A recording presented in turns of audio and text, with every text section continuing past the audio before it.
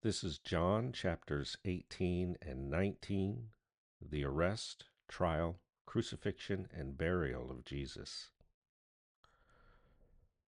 When he had said these things, Jesus went out with his disciples across the Kidron Valley.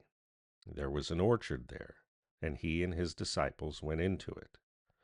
Now Judas, the one who betrayed him, knew this place too, because Jesus had met there many times with his disciples. So Judas obtained a squad of soldiers and some officers of the chief priests and Pharisees.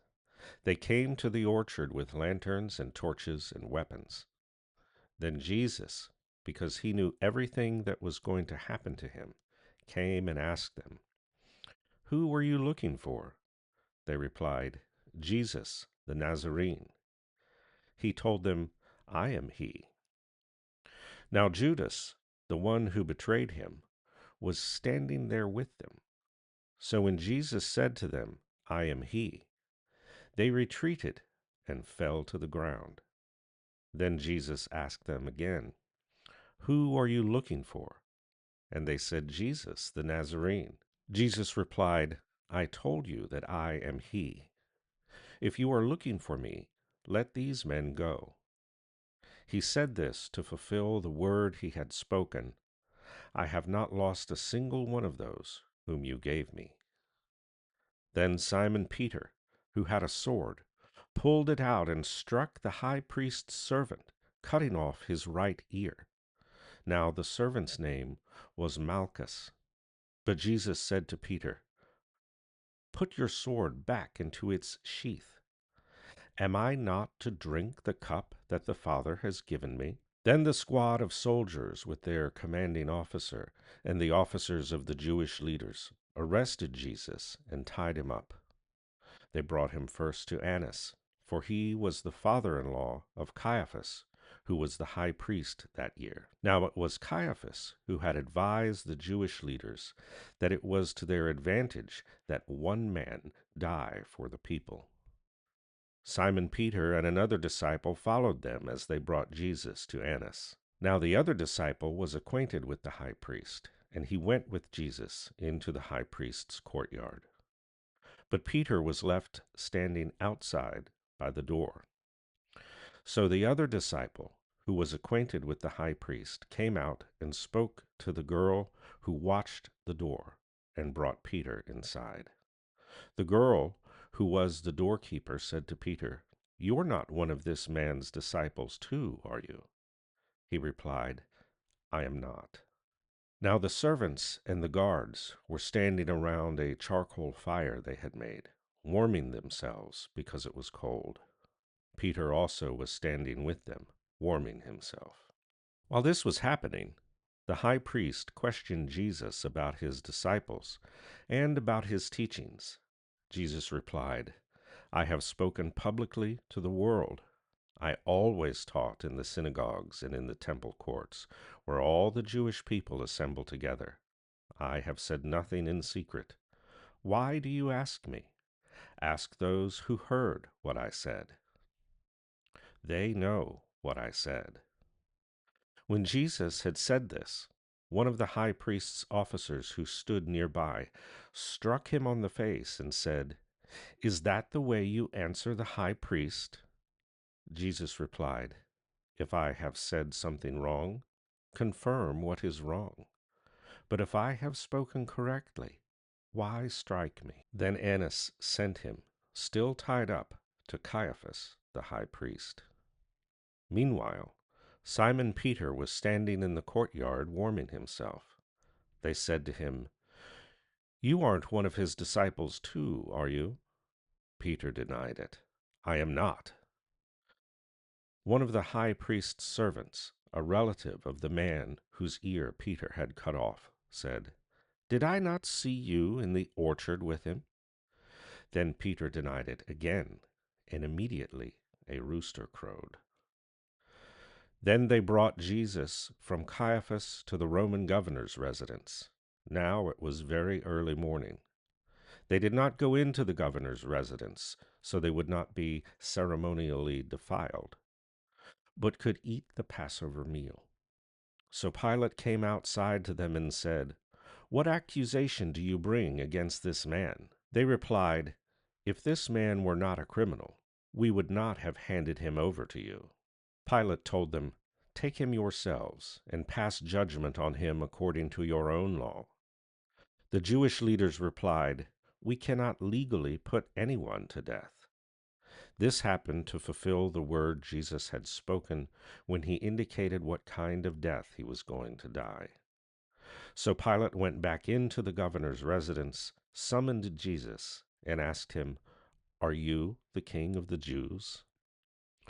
Jesus replied, "Are you saying this on your own initiative, or have others told you about me?" Pilate answered, "I am not a Jew, am I? Your own people and your chief priests handed you over to me. What have you done?" Jesus replied, "My kingdom is not from this world. If my kingdom were from this world, my servants would be fighting to keep me from being handed over to the Jewish authorities. But as it is, my kingdom is not from here." Then Pilate said, "So you are a king?" Jesus replied, "You say that I am a king. For this reason I was born, and for this reason I came into the world, to testify to the truth. Everyone who belongs to the truth listens to my voice." Pilate asked, "What is truth?" When he had said this, he went back outside to the Jewish leaders and announced, "I find no basis for an accusation against him. But it is your custom that I release one prisoner for you at the Passover. So do you want me to release for you the King of the Jews?" Then they shouted back, "Not this man, but Barabbas." Now Barabbas was a revolutionary. Then Pilate took Jesus and had him flogged severely. The soldiers braided a crown of thorns and put it on his head, and they clothed him in a purple robe. They came up to him again and again and said, "Hail, King of the Jews!" And they struck him repeatedly in the face. Again Pilate went out and said to the Jewish leaders, "Look, I am bringing him out to you, so that you may know that I find no reason for an accusation against him." So Jesus came outside, wearing the crown of thorns and the purple robe. Pilate said to them, "Look, here is the man." When the chief priests and their officers saw him, they shouted, "Crucify him! Crucify him!" Pilate said, "You take him and crucify him. Certainly I find no reason for an accusation against him." The Jewish leaders replied, "We have a law, and according to our law he ought to die because he claimed to be the Son of God." When Pilate heard what they said, he was more afraid than ever, and he went back into the governor's residence and said to Jesus, "Where do you come from?" But Jesus gave him no answer. So Pilate said, "Do you refuse to speak to me? Do you know that I have the authority to release you and to crucify you?" Jesus replied, "You would have no authority over me at all unless it was given to you from above. Therefore, the one who handed me over to you is guilty of greater sin." From this point on, Pilate tried to release him, but the Jewish leaders shouted out, "If you release this man, you are no friend of Caesar. Everyone who claims to be a king opposes Caesar." When Pilate heard these words, he brought Jesus outside and sat down on the judgment seat in the place called the Stone Pavement. Now it was the day of preparation for the Passover, about noon. Pilate said to the Jewish leaders, "Look, here is your king." Then they shouted out, "Away with him! Away with him! Crucify him!" Pilate asked, "Shall I crucify your king?" The high priests replied, "We have no king except Caesar." Then Pilate handed him over to them to be crucified. So they took Jesus and carrying his own cross, he went out to the place called the place of the skull, called in Aramaic Golgotha. There they crucified him along with two others, one on each side, with Jesus in the middle. Pilate also had a notice written and fastened to the cross, which read, Jesus the Nazarene, the King of the Jews. Thus many of the Jewish residents of Jerusalem read this notice, because the place where Jesus was crucified was near the city, and the notice was written in Aramaic, Latin, and Greek.